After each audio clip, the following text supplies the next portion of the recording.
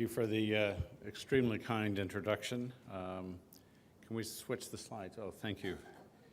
Well, it's nice to be back here again. 2003 seems like a very long time ago now, but a lot has happened since then. So let me update you on the rapid changes in genomics over a short period of time. As you heard, starting back in 1995, we sequenced the first genome of a living organism. This was a computationally intense project, and we used computers instead of large numbers of humans to do this work. We scaled up very rapidly, so only 5 years later, we were able to do the human genome in 9 months, going from 1.8 million letters of genetic code to over 3 billion. It turns out the genomes that were published in 2001 were not complete or accurate or even representing what we thought about humanity. So the message out of 2001 is that we all differed from each other only in 1 letter out of 1,000 of our genetic code, and all humans have the same genes. Now, we just last September published the first complete human genome containing the sets of chromosomes from both parents. And we found, in fact, that humans differed very dramatically from each other. We're 1% to 3% different from each other across this planet instead of 1 letter out of 1,000, and we don't all have the same genes. In fact, each one of you at each loci on your chromosome have 2 very different genes, or in some cases, only 1 copy or even no copies of genes. There's a gene associated with detoxifying environmental toxins that only 1/3 of the Caucasian population has 2 copies. Another 1/3 has 1 copy, and 1/3 has no copies at all. We see this now across the genome and across the genetic code. So we're just now beginning to look at the human genetic code accurately for the first time. And we're trying to scale up, whether it's through the funding $10 million prize from the X Prize Foundation, whoever comes up with technology to sequence a genome for about $1,000 so that it can be truly universally applied. But what we need to do is capture now phenotypic information. Think about all the information that would describe each one of you physically, mentally, historically, medically, and thinking of digitizing that information so we can compare it to the human genetic code to find out for the first time in history absolutely what's nature and what's nurture. In fact, as the quote that you used shows, that we, in fact, are also very dependent on our environment.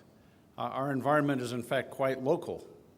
So these new techniques that we establish to look at the environment, we can look at the environment in the human gut or in the mouth or on the skin. And what we found was quite stunning.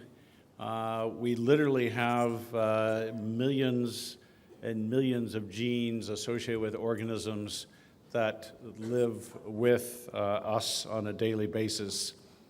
So just think, in your mouth you have over 1,000 different species there all the time. Think about that when you kiss somebody later. The intestinal tract, over 1,000 species. And just imagine what happens when you take massive doses of antibiotics. You change your own repertoire quite substantially. Now you may ask, what role do these play? Well, we know in the human genome we have around 23,000 genes. Those make a large number of proteins, but those proteins can only make around 2,400 different chemical compounds.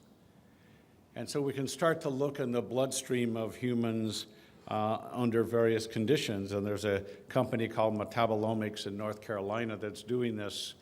And one of the stunning surprises after any sort of meal, there's maybe about 500 different chemicals circulating in the bloodstream. About 60% of those are what we make as humans. About 30% come from what you just ate. So the wide range of species, it doesn't matter whether it's plants or animals, the chemicals are extracted from those and end up in our bloodstream. But 10% or so are not from what we ate. They're from the metabolism that our bacteria in our guts do with those chemicals. So some people argue you are what you eat. I'll argue you're also what you feed your bacteria and what they feed us. So we are in a very complex milieu of organisms. Very few of these ever cause disease. Only a tiny fraction of all microorganisms and viruses care about humans in a disease fashion. So to understand human physiology, to understand medicine, we have to understand this increasing degree of complexity. We use the same tools to start to look at the broader environment, trying to understand who we shared our planet with. And it turns out if you go out to any nearby sea, each milliliter of seawater will have about 1 million bacteria and over 10 million viruses in it. So I swim in the ocean all the time. Sometimes when I'm out surfing, I swallow a mouthful of seawater, and I imagine the millions of organisms that I just consumed. But most of these were unknown. Our laboratory techniques have changed very little until recently, since the days of Pasteur. People looked to see what would grow in cultures in the lab and decided there was very little biology in the oceans. We, in fact, did a different experiment. We did a shotgun sequencing of the ocean the same way we did for the human genome. And we found just in 200 liters of seawater, about 40,000 new species, over 1 million new genes. We then started the Sorcerer II expedition. This was a publication, a special issue of PLOS Biology, the online public access journal, where we described our sailing around the world and taking samples every 200 miles. The publication that was described only covers from Halifax, Nova Scotia down through the Galapagos, the blue dots that you see on this slide. Since then, we sailed across the Pacific Ocean, around Australia, then across the Indian Ocean, around the tip of South Africa, and then back to Washington. And as a result, now we have a database of over 20 million new genes, about 4 times the size of all the data collected by all scientists using other methods. One of the findings was every 200 miles, 85% of the organisms were unique. So we can actually tell from a DNA sample in the ocean where that came from in the world. These are unique environments, so many people think the ocean just mixes and it's a homogeneous soup. In fact, it's tens of millions of dynamically changing microenvironments depending on the sunlight, the salinity, the pollution, etc. One of the big findings we had was every organism in the top parts of the ocean has a photoreceptor almost identical to the visual pigments in your eyes. Only instead of seeing these organisms use these receptors to capture energy from the sun, not through photosynthesis, but a totally new mechanism. We could track these around the world, and we found that they had unique localizations. So the organisms that could see only blue light exist in deep blue water. When you get to coastal waters where there's a lot of chlorophyll, the photoreceptors see only green light, and that provides tremendous selection for the different organisms just from one amino acid change based on a single letter change in the genetic code. A Swedish group last year, in fact, showed that these organisms can live off sunlight directly, transporting ions across their membranes. So when we think about carbon capture in the ocean, most people thought it was dependent on photosynthesis. Now we know we have this entirely new mechanism that we can think of new ways to harness these novel photoreceptors. The other thing we found is life was far more diverse by orders of magnitude than anybody imagined. There's an organism that was called SAR-11 that was supposed to be a lonely bacteria in the ocean. It turns out there's maybe thousands of related organisms with very distant sequence homologies. Yet, from the tools that scientists were using, they thought this was just a single organism. We can look at this data in new ways. We can compare it by the site for collection. We can compare oceans. The bottom is perhaps the most interesting thing.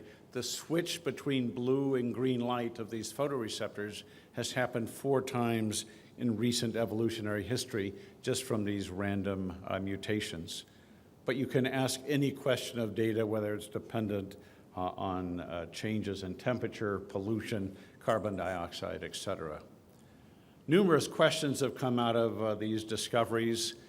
Were we making new gene discoveries, or was it like the photoreceptors? We're discovering new family members. And if we're making new discoveries, what's the rate of discovery? Can we put this in context?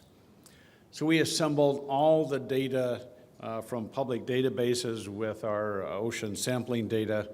It took over 1 million CPU hours of compute time, and we came up with about 50,000 major gene families. But every time we take a new sample from the ocean, from the earth, from the air, we discover new gene families in a linear fashion. So we're still in the earliest stages of discovering life on our own planet. This can lead to big questions, such as what is life?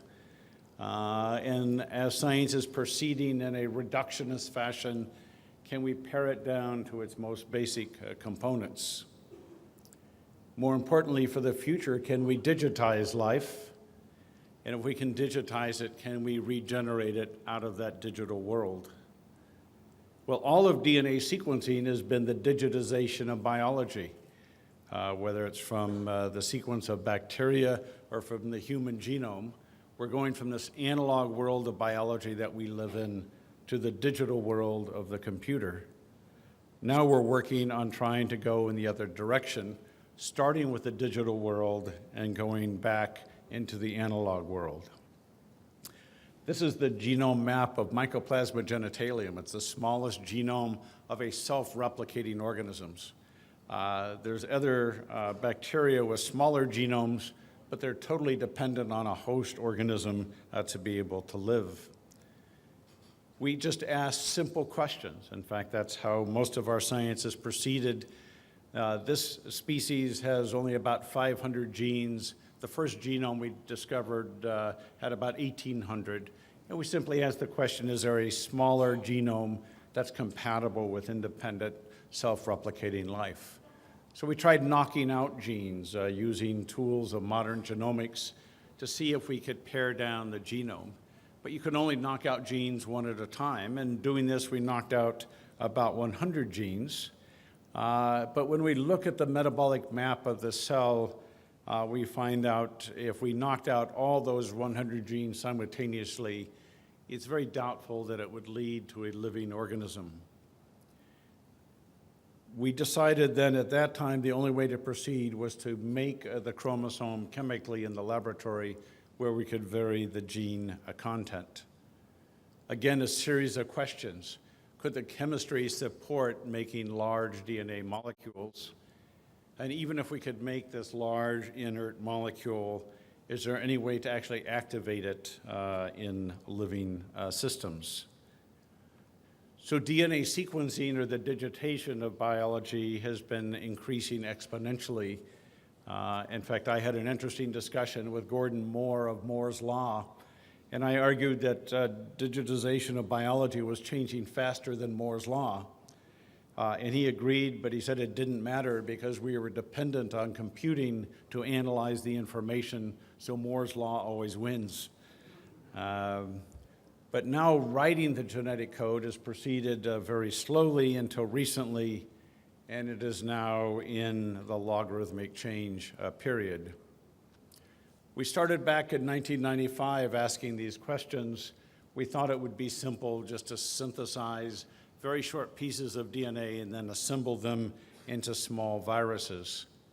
It turned out to be extremely difficult because the process for synthesizing DNA is a degenerative process where the longer you make the pieces, the more errors. So several years ago, we developed with my team, Ham Smith and Clyde Hutchison, new methods for making the DNA very accurately. And we tried it with a test for a small bacterial virus called Phi-X174. This is only around 5,000 letters of genetic code, and historically it was the first first virus that Fred Sanger decoded the genome of. So after starting with the information in the computer, we made the pieces of DNA, went through the error correction, and 2 weeks later had a piece of DNA that we knew was 100% accurate. We inserted that in bacteria, and the bacteria recognized this DNA as software and began to make the viral particles from the chemical piece of DNA. When the virus was released from the cells, it actually killed the bacteria, sort of making true the fable about ingratitude and killing your host. It happens all the time in biology. But we think this was very exciting because it was clearly a piece of software that led to the construction of its own hardware. In this case, the hardware is a virus that encapsulates the DNA and can kill bacterial cells with it. Our plan on making a bacterial chromosome was then based on making viral-sized pieces of DNA and trying to put them together. DNA, as it gets larger, becomes very brittle and very hard to work with. Nobody's ever made very large pieces, so we had to, over the years, develop a number of new techniques. One of the things as we think of designing DNA from the digital world, you can only design things as accurately as the information in the digital world. And unfortunately, most of the data in the public databases is not of sufficient accuracy to regenerate life from. In 1995, when we sequenced the Mycoplasma genome, the standard in the community was 1 error per 10,000 base pairs, which for reading the genetic code was considered satisfactory. But if you're going to write the genetic code, it's not acceptable. So we resequenced the genome. In fact, we found 30 errors that would have rendered this piece of DNA inactive. But in designing the DNA, you have to start with the large molecule design pieces, 50 to 80 letters long, that go together to make subunits that then have to be designed so they go together. In addition, we use the genetic code. So the genetic code has 4 letters, A, C, G, and T. And sets of 3 of those letters code for our 20 amino acids. Each of those amino acids have a single letter designation. So you can actually use the genetic code as a means of writing information non-related to genetics. So we use this for watermarking the genome. It would have been easy to write India today in the genetic code using this information so that we could always prove this was a man-made chemical, not a natural contaminant. So how do you put all these pieces together? Well, trying several methods over the years, we found there's natural biological processes that do this called homologous recombination. In fact, there's organisms that look like they came from other planets, such as Deinococcus radiodurans. It can take 3 million rads of radiation, a tiny fraction of which would kill us. Its chromosome gets blown into little pieces, but over 12 to 24 hours, it reassembles its genetic code precisely the way it was before, and the organism can start replicating again. So this is one of several organisms that could easily survive in outer space, even with minor shielding in a rock or a meteor, could last perhaps millions of years absorbing ionizing radiation. We use these recombination effects to build the chromosome. This is actually the first photo taken of it. It's such a large molecule that we only need a light microscope. We don't need an electron microscope. It's a circular piece of DNA, so you can see the circle moving over a 6-second time period. And this was our publication that you may have heard about, because this is the largest man-made molecule by a substantial margin. It's over 300 million molecular weight. It takes over 140 pages just printing one letter at a time at a font of 10 with no spacing to print out the 582,000 letters of genetic code that we have. So the next big challenge is how do we boot up a bacterial chromosome? And that's still in process with this synthetic molecule. But last year we published what I think is maybe one of the most important papers that we've done because it helps us understand evolution in a way never been studied before. And that was transplanting a genome from one organism to another, completely changing one species into another. So we isolated the DNA from one microbial species. We added enzymes that chewed up all the proteins with this, so it was just naked DNA. We added a few extra genes to it so it'd be easy to see. It turns the cells blue and also allowed for selection. And we put this DNA into another related microbial cell without removing the chromosome, but we used some unique tricks of microbiology and molecular biology. And I'm sure you'll appreciate this very advanced graphic that we have. So we inserted the new chromosome into the cell, but it turns out the chromosome that we inserted codes for the restriction enzymes, the molecular scissors that cut DNA. The chromosome in the cell did not have any of those genes. So as soon as the cell began to read the inserted chromosome, it expressed these enzymes, which then recognized the original chromosome as foreign and destroying it. A short while later, the cell, all the characteristics of the cell of the original species disappeared, and it converted entirely into this new cell, this new species. You can see that it's blue. All the proteins now are those just coded for by the transplanted chromosome. Now, this may sound like science fiction fantasy, but in fact, it turns out this is a key part of how evolution has proceeded. A lot of anti-evolutionists argued that just simply making point mutations, we could never get to complex structures. But when we look in the genomes of species around the world, for example, the cholera genome, many people thought the cholera genome would just be like E. coli with a single chromosome. It turns out cholera has two chromosomes, one from one organism and one from another, and bestows these new characteristics to it. So if you transplant an entire chromosome, instead of changing one letter of the genetic code, you're literally adding thousands of new features in an instant. And imagine this happening over and over again throughout the 3.5 billion years of evolution. So what are the next steps and why? Obviously, we're trying to boot up the synthetic chromosome, but we've already gone on to the next stages of trying to use these new tools to solve some of the major problems facing all of us. When we look at the biggest problems that I see on the planet, it's what we're doing to our environment. It's the 4.2 billion tons of CO2 we add net to our atmosphere each year, primarily from burning oil and coal. And so we need new replacements. People have been looking at feedstocks from agriculture. Those experiments in the US of corn to ethanol are failing pretty badly. We're trying a number of new approaches, but biology can be done on incredible scales.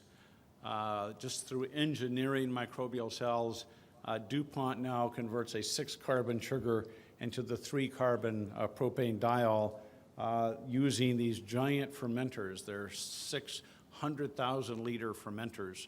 They literally grow up tons of this metabolically altered, genetically altered bacteria to do the chemistry that is far faster and cheaper than chemists trying to do the same work. We have a program with BP trying to see if we can convert coal into natural gas using natural organisms. We've taken samples, as we did from the ocean, only this time a mile deep in the earth. and we found more diversity, more organisms, more biodensity a mile below us than we found in the oceans. These organisms actually will live off of coal. I don't know if you can see this electron micrograph. This is the bacteria on the surface of the coal. It actually eats the coal and digests it, converts it into natural gas. In fact, that's why there's explosions in coal mines due to these natural processes. We're seeing if we can change them. Even a 1% change would have a huge impact on the natural gas industry. These same organisms, if you can see in the one test tube, produce bubbles of methane, of natural gas, just by digesting the coal. While this is still using carbon out of the ground, it's about a 10-fold improvement over mining coal and burning it, because we don't have to mine it, we can convert it in the earth to natural gas using natural processes. The long-term future is through designer fuels. We have second and third generation fuels of ethanols of first generation that are far superior to ethanol, that can be made starting with sugar as the feedstock. But sugar as a feedstock is going to be very limiting, and so we're working in new directions. So with these 20 million genes that we've discovered, we're viewing these as the design components of the future.